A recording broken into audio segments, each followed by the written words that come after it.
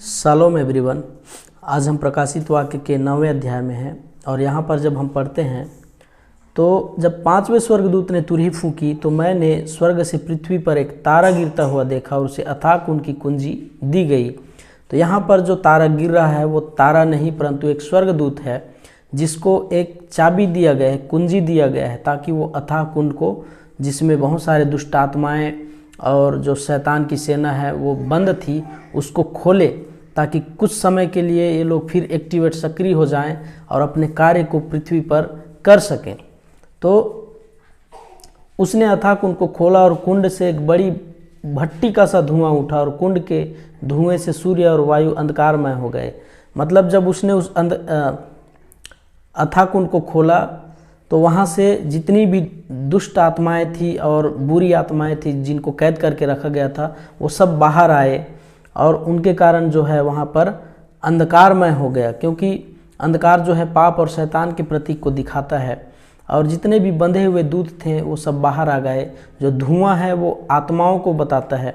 तो बहुत सारी दुष्ट शक्तियाँ वहाँ से बाहर निकली और धुएं से टिड्डी बिच्छू की शक्ति वाले केवल मनुष्य के ऊपर उनको अधिकार दिया गया और बाकी सृष्टि के कोई भी चीज़ को हानि न पहुँचाएं यह अधिकार नहीं दिया गया था। केवल मनुष्य को घायल करने के लिए, दुख दर्द कष्ट पहुंचाने के लिए उनको अधिकार दिया गया था और वो जो है उनको प्राण को नहीं ले सकते थे। तो यहाँ पर उनको कुछ सीमित समय के लिए, यहाँ लिखा हुआ है 5 महीने तक घायल करने के लिए उनको एक समय सीमा उनको दिया गया था। और उन दिनों में शैतान जो है प्रगट रूप से दिखेगा और शैतान जो काम करेगा उसको भी लोग देख पाएंगे। तो यहाँ पर 2 पद से लेकर 6 पद में हम देखते हैं शैतान के काम के वर्णन को लिखा हुआ है। आप 2 पद से 6 पद तक पढ़ेंगे तो शैतान क्या काम करेगा, कौन से काम को करेगा वो पूरा मिलता है। और अगले 7 पद से 10 पद तक आप पढ़ेंगे तो वहाँ पर शैतान का रचना कैसा होगा, शैतान का शरीर का आकार कैसा होगा, वो कैसे दिखेगा, उसके बारे में लिखा हुआ है। और 11 पद को आप पढ़ेंगे तो शैतान के पहचान और उसका नाम स्पष्ट रूप से लिखा हुआ है। तो जब आप इन पदों को पढ़ेंगे तो यहाँ पर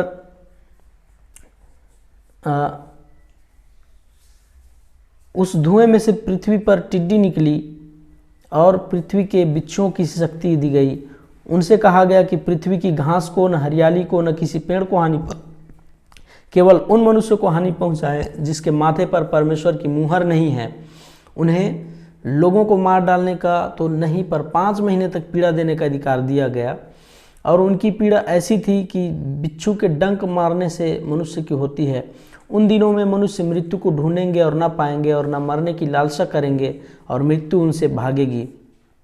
उन टिड्डियों के आकार लड़ाई के लिए तैयार किए हुए घोड़े जैसे थे और उनके सिरों पर मानो सोने के मुकुट थे। उनके मुंह मनुष्यों के जैसे थे, उनके बाल स्त्रियों के बाल जैसे, दांत सिंहों के दांत जैसे। वे लोहे की सी झिलम पहने और उनके पंखों का ऐसा शब्द था जैसे रथों और बहुत से घोड़ों का जो लड़ाई में दौड़ते हों। उनकी पूंछ बिच्छुओं की सी थी और उनके डंक थे और उन्हें 5 महीने तक मनुष्यों को दुख पहुंचाने को जो शक्ति मिली थी वह उनके पूंछों में थी। अथाह कुंड का दूत उन पर राजा था। उनका नाम इब्रानी में अबद्दोन और यूनानी में अपुल्योन था। कहने का मतलब है प्रियों कि आने वाले दिन में दुष्ट शक्तियां जब प्रकट होंगी तो ऐसे ऐसे हथियार, ऐसे ऐसे तोप, मिसाइल, बम, बारूद, गोला और तोपों को तैयार करेंगे जो एकदम तेज़ रहेंगे, उड़ेंगे भी। जैसे वायु में जो वायुसेना के पास जो हथियार होती है और थल सेना के पास जो हथियार होते हैं, ऐसे ऐसे आधुनिक हथियार उस समय विकसित हो चुका रहेगा जिनका उपयोग ये दुष्ट शक्तियाँ उनको मनुष्यों को हानि पहुंचाने के लिए करेंगे। और वो लोग जब कष्ट पहुंचाएंगे तो 5 महीने तक मनुष्यों को दुख और दर्द होता रहेगा। वो लोग मरने के लिए तरसेंगे लेकिन मरेंगे भी नहीं, क्योंकि ऑलरेडी सृष्टि नुकसान हो चुका रहेगा। ऑलरेडी ऑक्सीजन, पानी, हवा, खाना पीना सब कुछ का नुकसान हो चुका रहेगा और ऊपर से ये दुष्ट शक्तियाँ मनुष्य को और नुकसान पहुंचाएंगे। तो उस समय लोग जो है घुट घुट करके जिएंगे, मृत्यु मांगेंगे लेकिन उनको मृत्यु मिलेगा नहीं। तब पहली विपत्ति बीत चुकी, देखो अब इसके बाद 2 विपत्ति और आने वाली है। जब 6वें स्वर्गदूत ने तुरही फूंकी तो सोने की वेदी जो परमेश्वर के सामने है उसके सींगों में से ऐसा शब्द सुना मानो कोई छठवें स्वर्गदूत से, जिसके पास तुरही थी, कह रहा है, उन 4 स्वर्गदूतों को जो बड़ी नदी फुरात के पास बंधे हुए हैं खोल दे। वे चारों दूत खोल दिए गए और उन्हें उस घड़ी और उस दिन और महीने और वर्षों के लिए मनुष्यों की 1/3 के मार डालने को तैयार किए गए थे। उनकी फौज के सवारों की गिनती 20 करोड़ थी। मैंने उनकी गिनती सुनी। यूहन्ना बता रहा है कि उस समय ऐसा होगा कि जो छठवीं तुरही फूंकी जाएगी, तो छठवीं तुरही फूंकने से पहले हमने देखा 5 महीने तक लोग जो है घायल रहेंगे, और घायल रहने के बाद जो है 20 करोड़ दुष्ट शक्ति मनुष्यों से लड़ने के लिए तैयार होगा। हाँ, 20 करोड़ दुष्ट शक्तियाँ जो है मनुष्य से लड़ने के लिए तैयार होने वाला है। उनमें आग होगा, धुआं होगा, गंधक होगा।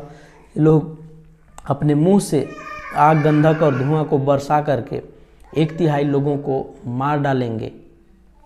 इस सब के बाद भी, ये सब कुछ होगा, उसके बाद भी मनुष्य जो है अपने बुरे काम से मन नहीं फिराएगा। उनका मन और कठोर हो जाएगा, वो लोग और कठोर हो जाएंगे।